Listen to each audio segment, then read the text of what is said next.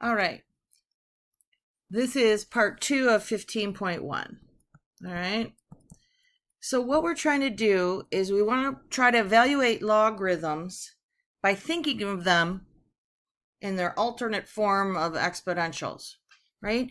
Logarithms are new to us. They're not intuitive, where exponentials are intuitive. We can easily figure those out, whether that's in our head or in our calculators. But we're going to show you a process to take the original function and use exponentials to find the value of that function. One thing to keep in mind, and we haven't done this yet necessarily, but if you have two exponential functions, let's say 2 to the third equals 2 to the x. If these bases are the same, it makes sense that you can set the exponents equal to each other, okay? So this is the process. First we say, okay, this is what I want to find. F to the 1000, I'm going to call it y. Because, right, f of x is the same as y, isn't it? Right, now I'm going to plug in 1000 into the original function, and I get log base 10 of 1000 equals y. Now, we're going to take this and rewrite it in its alternate exponential form. Here's my base, 10 to the y equals 1000. Well, let's try to get our bases to be the same. Isn't 1000 the same as 10 to the third? So if my bases are the same, I can say that y equals 3. Therefore, the function evaluated at 1000 equals 3. Let's try this one. F of 0.01 equals y. All right, now I'm going to write it. Log base 10 of 0.01 equals y. Write it in its exponential form. 10 to the y equals 0.01. All right. Can we get this with a base of 10? Well, isn't this really 1 over 100? I'm trying to get you guys to see it, which is 1 over 10 squared. So 10 to the y, isn't that the same as 10 to the negative 2? If I change the position in the fraction, I can make that exponent negative. Y therefore equals negative 2. And, whoops, f of 0.01 equals negative 2. All right, one more here. We're going to say f of, right, evaluating that function at the square root of 10 equals y. That means the log base 10 of the square root of 10 equals y. My alternate exponential form is 10 to the y equals the square root of 10. Folks, get the base the same. Square root of 10 is 10 to the 1/2. Y equals 1/2. Therefore, the function evaluated at the square root of 10 equals 1/2. So you see, our life is easier if we can translate these into their exponential alternate forms. All right. Now this example is in your book. So in your book, you'll find these worked out. So I'm going to leave those to you, but I want to show you some more examples here. Okay. All right. So here's the function. So we're going to try to find the function evaluated at 343. Now I'm going to take this, it's log base 7 of 343 equals y. Excuse me. So I'm going to write it 7 to the y equals 343. All right, we got to get the same base. Well, isn't 343 is the same as 7 to the third. Our bases are the same, y equals 3. Therefore, the function evaluated at 343 equals 3. Let's try this one. We're going to say the function evaluated at 1 over 49 is y. So it's log base 7 of 1 over 49 equals y.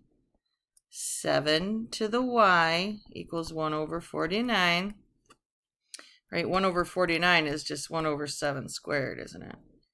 If I want to write this with 7 in the numerator, 7 to the y equals 7 to the negative 2, right? I'm changing its position in the fraction. Y equals negative 2. The key is, if possible, get the base to be the same. All right, so then the function evaluated at 1 over 49 is negative 2. All right,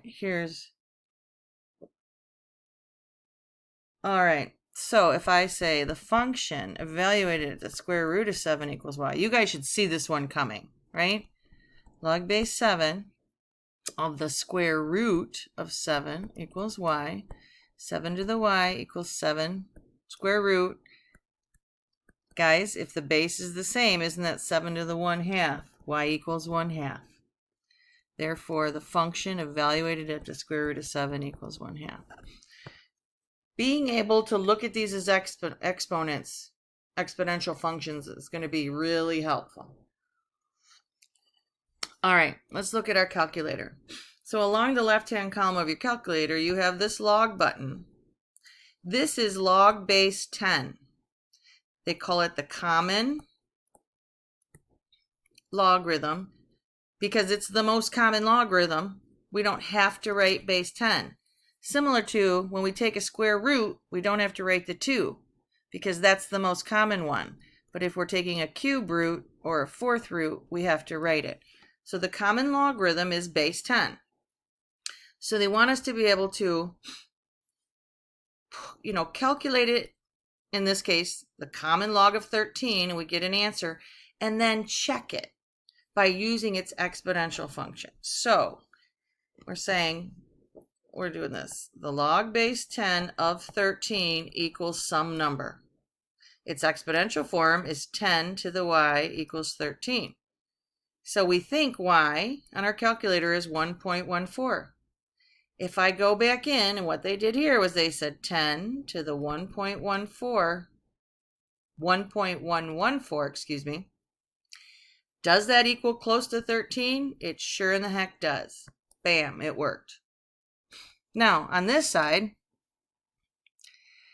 the log base e is known as the natural log. So when you see the natural log, ln, that's base e. So if the ln of 13 equals something, we'll call it y. Well, the exponential form, the base is e raised to the y, would equal 13, right? So I'm using these alternate forms. So in their calculator, natural log of 13 is about this number. Well, we'd have to round it.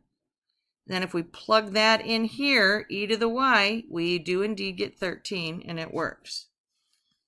So you can try the same thing for these two, right? The common log is a base of 10. The natural log is a base of e. Okay. These last two problems is us using the this for story problems. So we're going to see how do we use story problems here. So it says the acidity level or pH of a liquid. All right, so the acidity level or pH of a liquid is given by this. pH is the log of 1 over the H plus concentration, right? You guys probably may have seen this in your honors chem, right? They're saying the concentration, the H plus concentration ranges from 1.58 times 10 to the negative 8 moles per liter to 6.31 times 10 to the negative 8 moles per liter. What is the range of the pH? Well, if this is the H, we can calculate the pH, can't we? So I'm going to take this equation. It's going to be the log of 1 over 1.58 times 10 to the negative 8, right?